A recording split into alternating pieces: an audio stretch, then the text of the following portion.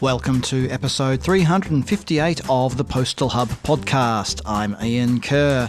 In this special end-of-year episode, we've got two guests. We'll be joined by Hugh Craigie Halkett, the CEO and founder of StampFree, and Milos Zlatkovic, the founder and CEO of Mily Technologies. We're going to be talking about delivery technology and out-of-home delivery and a couple of other little things as well. First up, Milos Zlatkovic from Mily Technologies.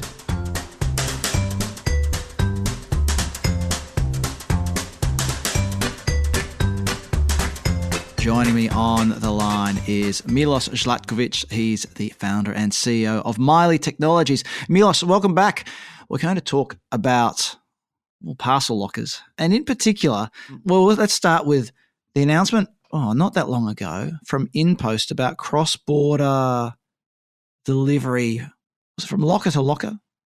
Is that how it works? This move from InPost is actually something that we're going to see more in 2025. I think if you zoom out, they are maybe the first one to make the move, but I think all the big players are gearing up for this. So I think that could be an interesting topic too. So when you talk about this, we could say, well, you could probably do some sort of out-of-home delivery to out-of-home delivery through postal networks, like from a post office in one country to a post office or parcel locker in another.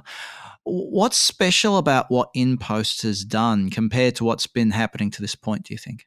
I think it's breaking barriers between the countries. So if you think of it, for example, you might need to buy locally. I think we buy purchase items on Amazon. And while I lived in Denmark, I often ordered from Germany to arrive to Denmark. However, some local stores might sell some local items that otherwise I won't be able to get myself. So why wouldn't I buy something on, let's say, Lithuanian vintage version and order it to Germany? Why not? My favorite example is when I went to vacation in Sicily, I wanted to buy the pistachio cream, and they only deliver in Italy. And why is that the case? I really wanted to actually deliver to Munich. So I think this is, if you look at from the markets, so domestic markets, I'm currently in Istanbul, and this is one of the rare markets that grew tremendously over the past couple of years. I think I saw a number like 700% over the last 4 years. There are very few markets that can grow that fast in terms of e-commerce. However, that's where I see a lot of potential in the cross-border e-commerce, where suddenly there are no barriers. I mean, that's the whole promise of you, right? So you can buy anywhere and get it delivered to your locker nearby, and the person actually can put it to their poodle locker that is literally next to their home. So we're talking about borderless e-commerce with an out-of-home slant, shall we say. I suppose let's just quickly mention that those of you who are active on what I call last mile LinkedIn might have noticed there was a little challenge run by Andre and Francesco talking about what did they do? There was a parcel sent, I think it was from Estonia to Italy, lodged with DPD's local partner. It was DPD Estonia probably, and delivered by BRT in Italy. And I have to say, I've never been invested in tracking a parcel that wasn't my own to this extent, just to see where it would go. I think the example that showcased is that we are not there yet. So I think the fact that this takes this long and that there's a lot of hassle in between, we want that to be smooth. And I think this is basically what we are gearing for. But I must agree. I rarely follow it. It's just wait for the last minute notification. But I was quite invested myself also in tracking what's going to happen.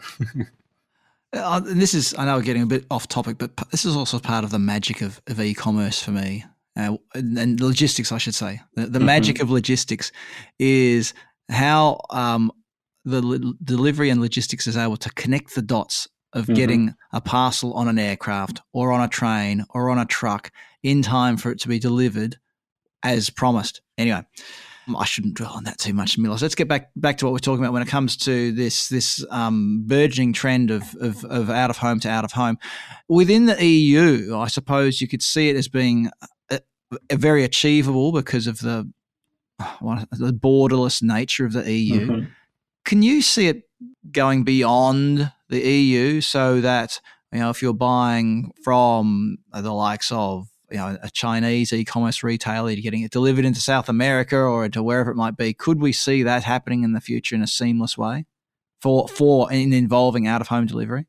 So I think from all of our clients, they expect quite of a growth in 2025, mainly driven by Temu and Shein. And it's rarely that you see that coming from basically one or two retailers, this type of growth. So I think what I find quite interesting is that people are developing new habits. And these new habits is that, okay, there are certain items that are incredibly cheap, and I'm willing to wait extra, maybe up to 10 days to get them.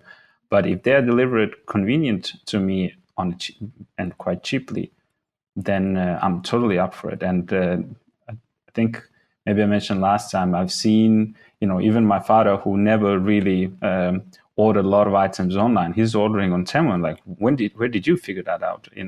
And I think this is actually bringing more people to e-commerce, which will again contribute to growth and the volumes. And we don't have a better way of dealing with volumes than out of home. So I think, given the trends, this is actually shaping up to be the only way to facilitate these type of exchange in the future. And Amazon Haul is something we should probably mention as well. Absolutely. It's only a few weeks old now as we record this, but could Amazon be delivering to its own lockers, even for haul deliveries that are coming out of let's say they're coming out of Southeast Asia and being delivered into North America or into Europe? Could we see Amazon using its own parcel locker network for that? I don't know. I think that if you look at them, they are not. We talk about Amazon as a major player, but Amazon is not present everywhere in Europe. So I mean, they are big in the UK. They are also present in Italy and Spain, but they don't have as dense network as they have in UK and all the other markets. So that means they will need to also collaborate with other players, which then again brings the topic of, if you actually have quite dense developed network in a certain market where people actually order a lot, that might actually bring you more partnerships with players like Amazon.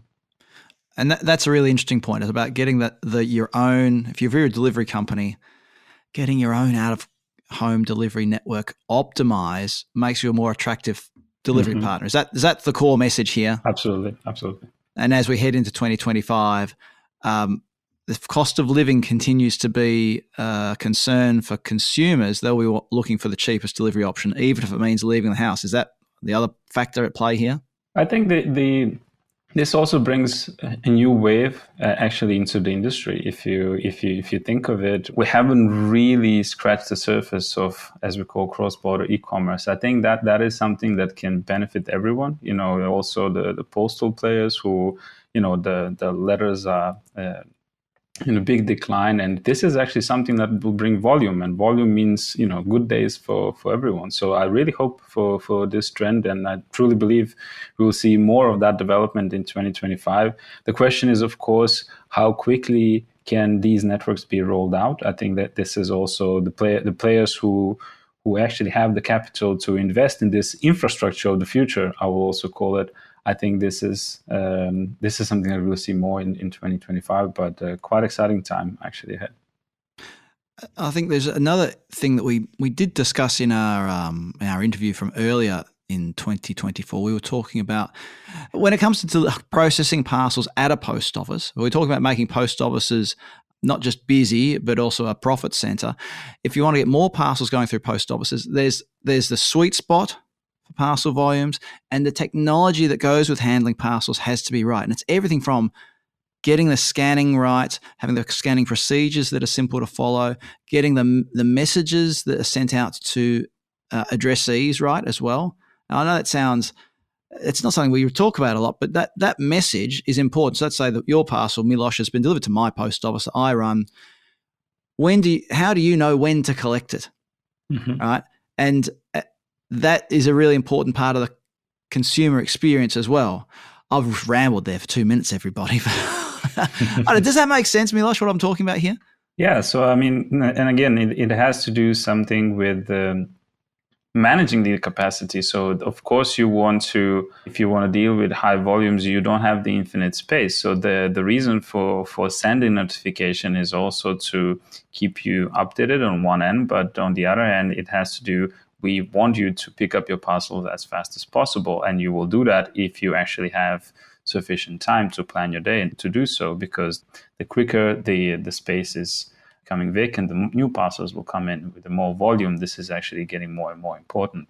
So absolutely. I mean, these are the little things that if we neglect, it might seem that, it's just a message, but actually that message plays a part in a much bigger goal. It's a massive thing, and you don't want to send the message out too soon because the parcel might not have been put away. If you send the parcel out too late, then the consumer complains that they got a late notification, or the PUDO owner or the post office owner is complaining that parcels are hanging around too long. It's an important thing to get right as part of not just the customer experience, but also the PUDO operator or the post office operator experience. Anyway, Milos, I'm getting on one of my personal hobby horses here, and there are people listening to this and saying, Ian's going on about this again. I've only been going on about it for years, Milos. Anyway, Milos, if people want to find out more about Mily Technologies and the services and the products that you have, or the services that you have, where should they go?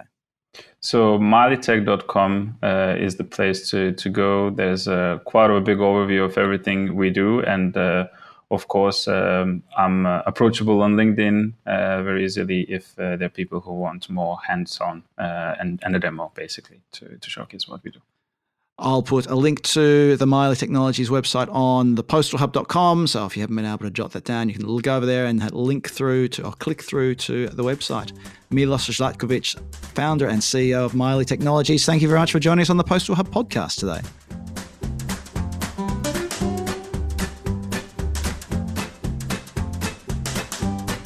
Joining me on the line is Hugh Cragie Halkett. Hugh is the CEO and founder of StampFree. Hugh, we're looking forward to what might be happening in 2025. Can you just share with us some insights you might have about what you've seen this year and what it might mean for 2025? Ian, hi there. Look, thanks for that. We what do? We publish the StampFree Postal and Parcel Trends report every year. I think last year we went out and we interviewed over 80 posts around the world and gathered a lot of information, and we'll be publishing another report next year. The key themes that seem to come out of the 24 report revolved around digitalization, e-commerce, around C2C market growth, and obviously the issues we have all experienced around returns, knowing your customer, which apparently 2 in 3 posts freely admitted they didn't, which is slightly alarming, and sustainability. We're working on the 2025 survey now, and obviously don't know the results of that yet. But for me personally, I feel that customer convenience is going to be a real issue for the industry of the coming 12 months. I worked for many years as a management consultancy, as a management consultant, probably for about 20 years across a range of sectors. And unlike many other industries, which are built around what the customer wants, I feel that our industry is becoming increasingly operationally focused, focusing on the mechanics of delivering parcels, perhaps understandably given the billions of parcels that many posts have to send and handle every year. But this is going to have to change. If you look at the newer companies within the industry, the likes of Vinted or Amazon or even What3Words, they stand out because of their key differentiation is customer convenient, and they're carving out new market shares for themselves. The posts and carriers who offer the same, and forgive me for this, the same Me Too shipping service to their customers will lose market share. For me, there are 2 key areas of customer convenience for 2025 that I think are particularly relevant. The first of that revolves around artificial intelligence, which we're all fairly familiar with. And the second is around parcel locker take-up. Now, if you look at artificial intelligence, for example, the customers are now at last getting the ability to actually access postal services through a range of social media channels, whereas conventionally have done so through websites or postal apps. Now, this means they can get far greater access to the services that postal companies offer. I think it's Statista that put out some figures earlier this year. this is really dry and boring. 2017, I think globally 2.7 billion people use social media channels. Well, come 2027, 6 billion people will be doing so on a regular basis. So that is changing the way that people and customers will be accessing postal services. If you turn to parcel lockers, now we're all familiar with the fact in Poland, just about everyone, I think, has used a parcel locker at one time or another. And I think roughly 40% of people do so on a regular basis. And then if you turn to the UK, where I'm speaking from, I think currently only about 3% of people use lockers on a regular basis. But that is clearly going to change, particularly if the acquisition of Royal Mail goes through. If you look at Royal Mail, they are deploying lockers very significantly across the country through Yeep and through Quadient. And that will encourage people to actually go out and ship parcels and collect parcels from lockers, because they'll actually have a locker slipper distance from their doorstep. And I think that is particularly relevant. I also think that from a customer convenience point of view, to overcome the sort of cultural barriers that currently exist within the UK, some sort of pricing mechanism or the equivalent needs to be put in place. But clearly it doesn't make sense for postal companies to be shipping parcels to 30 million households across the UK when they could be just shipping them to 50,000 odd lockers. That's much more operationally efficient and hopefully more convenient for the customer, or can be made to be so. So these would be the sort of two areas that I see as being real trends and issues for 2025. The matter of customer convenience and standing out, I think that's a really interesting one for us in the postal sector, because there's that, especially I say the postal sector in particular, and excuse me for editorialising, Hugh, I'm supposed to be asking you the questions, I realise, but we've always got that thought in the back of our mind, we don't want to become the carrier of last resort. And so having some sort of a customer focus, understanding what customers want and not doing, what did you call it, the Me Too? Not the suffering from Me Too. It's slightly derogatory, but the sort of Me Too shipping service. I mean, most postal carriers have fairly similar options which they put out, which most customers are aware of. And the result of that is clearly, price is the key issue. People look for the cheapest option that they're looking to pay from. And it's really hard in some ways for postal carriers to differentiate as a consequence. But there need to be more intelligent ways of approaching that, in my view. Well, let's talk about competitive advantage then, because I suppose that is what we're talking about here. How can a carrier, whether it's a postal operator or a private parcel carrier or whoever, how can they stand out from the crowd? Well, I think as with most industries, it's technology that is the key enabler, enabling postal carriers to stand out from the crowd. And if I can perhaps give you 3 examples of this across 3 different continents, looking at customer convenience, which we've touched on, but also operational efficiency and sustainability, and using these to stand out from their competition. If you turn first to Brazil, now at StampFree, we're deploying our technology there with Share, who are a national parcel locker company and a regional carrier. And we're providing them with the convenience of shipping parcels by using WhatsApp on their phone, as I'm saying, a social media channel to ship parcels. And Share's MD, and I'm quoting from him here, says this has been a real game changer for their company, enabling them to rapidly capture market share. So that's one example. The second one in Kazakhstan, where we're working with KazPost, and there we're deploying, a WhatsApp shipping solution and a label-free one there. So you have the customer convenient element using technology, but there's also an operationally efficient element. We're reducing postal queues there by 3 times over, and that's according to KazPost, not to us. That's saving their money. And the customer feedback that they're getting from their customers, 95% of it is positive. And what rather amuses me, that a number of them are actually providing negative feedback, still keep using the same solution, so it can't be that bad. The third example I have is actually in North America, where we're deploying our technology to support sustainability, providing an end-to-end label-free return solution. So you're sending a parcel without a label, and it's arriving with you, Ian, and it still hasn't got a label on it. Now, this will be going live early next year as a trial with a carrier and about 2,500 retailer outlets. And it's good for customer convenience, yes, operational efficiency, but from a sustainability point of view, it's going a long way to getting rid of just some of the 200 billion parcel labels we generate every year. So these are just 3 examples of how you can use technology to actually stand out from the crowd as a postal company without actually spending any more money on the solutions the shipping services that you're providing. Well, there's a few things for us to think about as we enter 2025.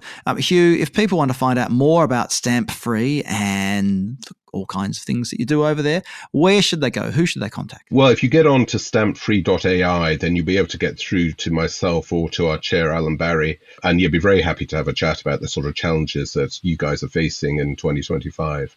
StampFree.ai is the website. I'll stick a link on the Postal Hub podcast episode page to that website in case you're out skiing or you're at the beach, depending on where you are in the world. Or you could be water skiing, I suppose. Ponder that one. Oh dear, oh dear. Hugh Cragie Halkett, CEO and founder at StampFree. Thank you very much for joining us on the Postal Hub podcast today. Ian, it's been a real pleasure. Thank you.